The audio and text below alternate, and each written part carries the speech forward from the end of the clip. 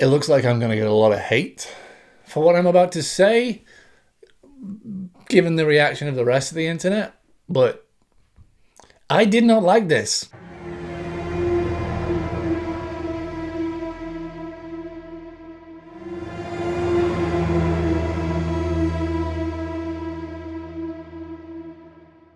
Hey guys, it's Dan, aka The Boogeyman, and on this show I will watch a horror movie, either a classic or a new release, talk about some good points, talk about some bad points, if there are any of either.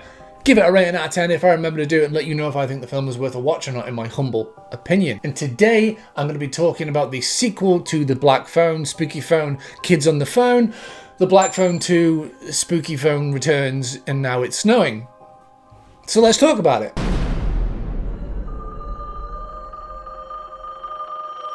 I recently did a retrospective on The Black Phone in run-up to this sequel, The Black Phone 2, and just so we know going ahead, there's going to be spoilers for The Black Phone, and there's going to be spoilers for The Black Phone 2. This is a spoiler review that I'm going to do, because I was not impressed, unlike every other person on the internet, apparently. I don't know, maybe I'm just losing my mind. But here's your spoiler warning now. The Black Phone 2 picks up 4 years after Black Phone. Finney has killed the grabber, and 4 years later, he is still struggling with it, and his sister starts having dreams and visions of 3 dead kids up at a Bible camp in the middle of nowhere. And she coerces her brother and some other people to go up there, and they get stuck there in a storm. And while they're there, spooky shenanigans happen with the grabber coming back from the dead and some spooky kids. Yeah, that's pretty much it. Finn, I had a bad dream. It was about missing kids. Now, when I saw that this was coming, I thought it was very strange, as the first Black Phone, like I said, it ends pretty damn conclusively. The grabber gets killed and Finney walks out of there. And it's now 4 years later and they've decided, let's bring him back as a spooky ghost. And this one mainly focuses on the sister. Finney is a side character in this story now. And like I said, it is the sister whose name is this thing. Now, the original was based on a book written by Joe Hill, or a short story written by Joe Hill. This was not, and you can tell. I believe this was also based on another short story, but this film, to me, was not good. But I'm going to back up why I personally don't think it was good. There's lots of reasons why. There are some good things in this. The setting itself and some of the cinematography and some of the shots that they compose are really good. There are some moments of good acting in this film. The main character especially, she does a really good job. Finney has some moments where he's really trying, but he's not quite as good. Ethan Hawke, for the whole 2 minutes that he is in this film, is fine. He's nowhere near as compelling as he was in the first one, in my opinion, but Ethan Hawke is a great actor, so he does good. Before we carry on, guys, if you can leave a like and subscribe, it's a little thing for you, but it really helps out the channel. I really appreciate it. Thank you very much. There are many problems I find with this film, and the main issue I have is the script. You killed me. It feels like another Blumhouse film. It's exceedingly exposition heavy, and they over-explain everything, and it's overwritten to where people don't talk like this. One of my main examples is the main character. She is constantly throwing out these really convoluted, over-the-top insults, and they just feel like they're trying to give her this quirky thing where she says these big, long insults like, "Oh, you big donkey dick ball sucking bag bummer." It feels off to me because people don't talk like this. I know people throw insults at each other, and they'll throw big insults at each other, and they'll be creative and stuff, but there's context, and this just feels like they're out of nowhere. Some of the moments where she literally just insults people that she's never met, who are, again, another problem with this film, stereotypical Christians who are really mean and rude, and she throws these big, huge insults their way. It just felt really, really stilted and forced. Like, nobody talks like this. It felt so fake. And that's the problem with the whole script. It felt fake. No one felt like they were talking like a real person. For example, there's a part where later on in the film, once they finally get to the cabin, by the way, this film takes an hour, a full hour to truly get going. An hour in a slasher movie like this. It takes a full hour, and that's just way too long. I'm perplexed why people think this is incredible. There's the girl and two guys, Finney and this boy that they just pull along, who happens to be a relative of one of the boys that went missing in the first film, but that's not really clear until about an hour and a half in. She's supposed to sleep in her own dorm. These boys, two boys, are sleeping in a different boys' dorm. They're there on their own because of this storm, because of a nightmare that she has with the grabber, which I will get into in a minute about these nightmares. She ends up sleeping with the boys. And this boy that clearly fancies her asks her, like, do you really speak to Jesus? She says, yeah, I talk to Jesus. And they talk about, and she's like, oh, your mum would be happy with you dating a Jesus freak? And he says, I like that you talk to Jesus. I think it's hot. Are you fucking serious? You think this is good dialogue? You think that's natural dialogue? If someone said that to me, I would be like, are you a fucking murderer? What's wrong with you? What's wrong with this up here? That's the most cringy thing I've ever heard in my fucking life. Are we all dumb? Has everyone gone dumb? If you like this film, good for you, but you can hear that and think that's cool. Really? It's time to find out. So there are lots of problems with this. Like I said, it takes over an hour for things to get going. The main crux of it is the sister is having these dreams about this Alpine place.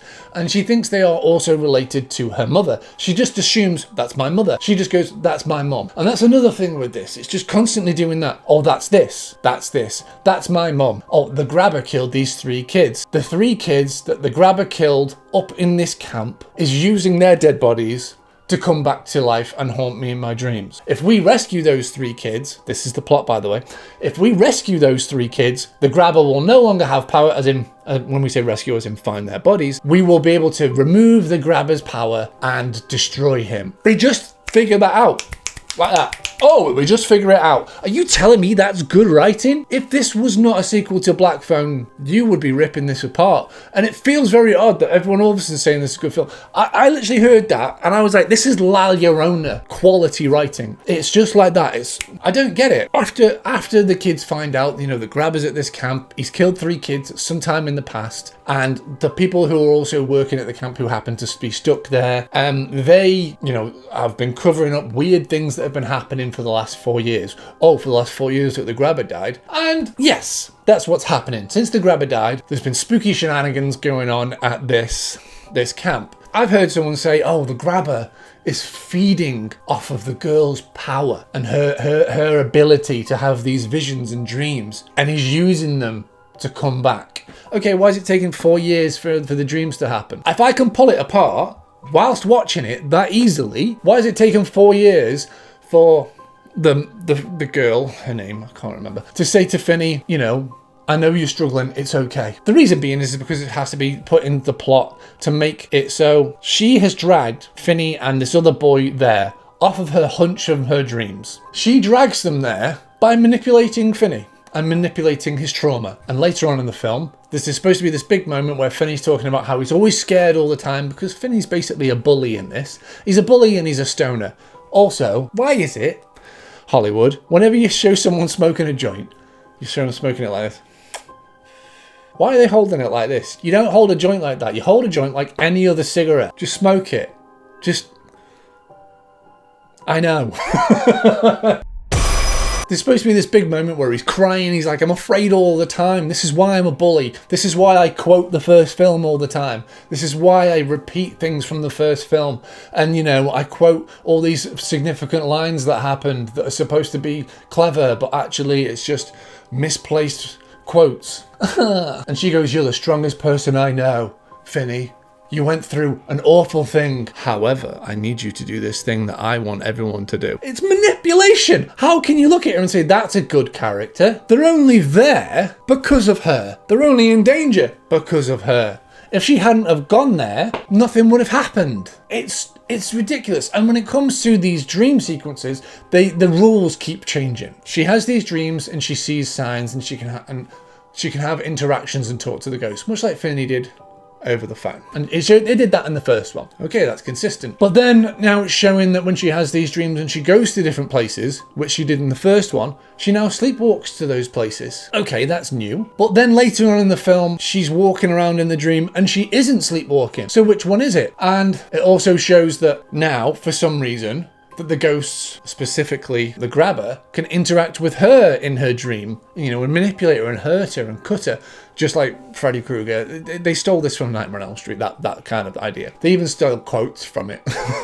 But then they also go, well, now people can interact with him, and they can't see him, but they can grab him by the end of the film. Why can they? Why did the rules keep changing? Because they couldn't touch him before. He couldn't do anything to him in the other dream. And you say, oh, he keeps getting stronger. Aha! I've got you there again. Because according to the film's own rules, if they can find these 3 boys, it will lessen and then eventually removes the grabber's power. They find one of the boys. It's under a lake. They find one of the boys in the lake, a frozen corpse under the lake, and they pull him out. That should lessen the grabber's power. But guess what? It doesn't. He gets stronger. Someone explain to me again how this is a good, competent movie. That dead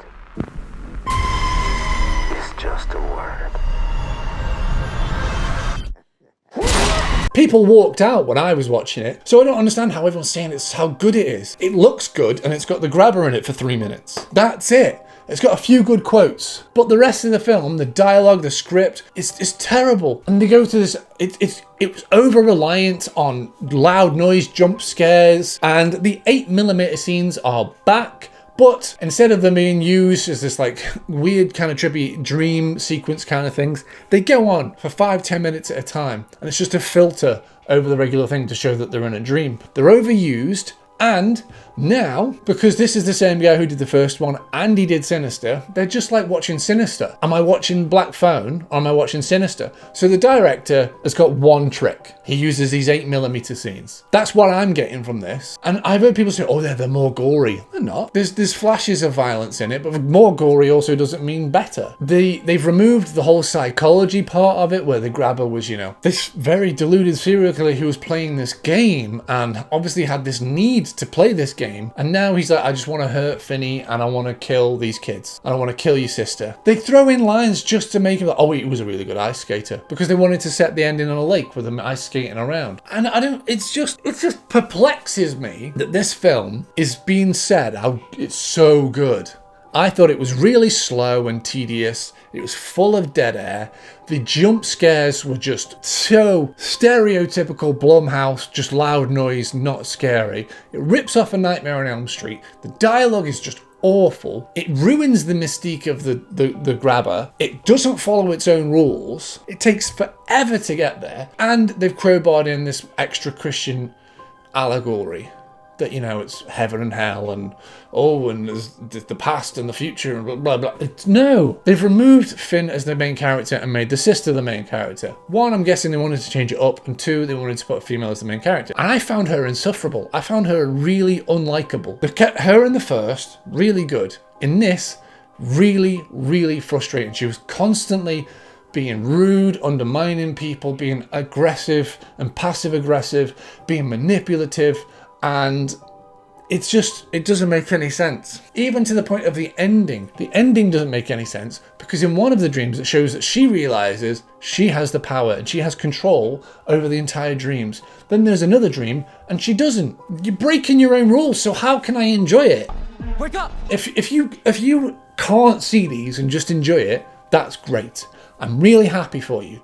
But I can't help but see all these really poor filmmaking choices that are classic Blumhouse, that are the same in every single one of these kinds of films that we get from Blumhouse. It's over-dialogued, it's over-explained, it's full of bad jump scares and CGI, it's constantly breaking its own rules, it's awful quippy dialogue. It's not a good film in my eyes, and I think it lessens the first. There's other stuff that happens in it as well that I haven't talked about, like the subplot with the mother and how that interacts with Finney and the family. And even again, that contradicts the first one in some ways. It also removes the mystique, and it removes the realness, and it removes the heart from it. It diminishes things because it's trying to make everything about the grabber and this family and this supernatural thing, other than it just being an unexplained mystery that was fun and exciting. I know it was a big rant for this one, but I really was not expecting something this poor. And I'm very shocked that people are just ignoring all of these real flaws with this film. I think in a couple of years, people will revisit this and go, actually, this was terrible. This was terrible. If this was not a sequel to Black Phone, it would not be successful. It would not be in hell in regard. It would have been seen as quite poor, especially since it takes a fucking hour to get going. Anyway, for me, for some of the acting and the way it's directed, and some shots, because some of them are really well done, and this idea of being in this camp in the middle of nowhere, but during this blizzard, and the way that they've orchestrated it looks okay. So it's a 3 out of 10 for me. I genuinely was so disappointed with this film. But what do you guys think about it? Be honest with me and be brutal. If you enjoyed it, I'm glad you did. I'm not taking that away from you. I just can't understand it. But let me know down in the comments. Do you like this? For the first one, let me know. Let's talk about it. Did you notice any of the things that I noticed? And if you're liking these reviews, and if you're enjoying this, guys, don't forget to like and subscribe for more news and reviews. Follow me on my social media, my Instagram and my TikTok. Everything's all linked down below. I even have a Patreon if you want to help support, keep the lights on for $2 a month. And until the next time, happy watching.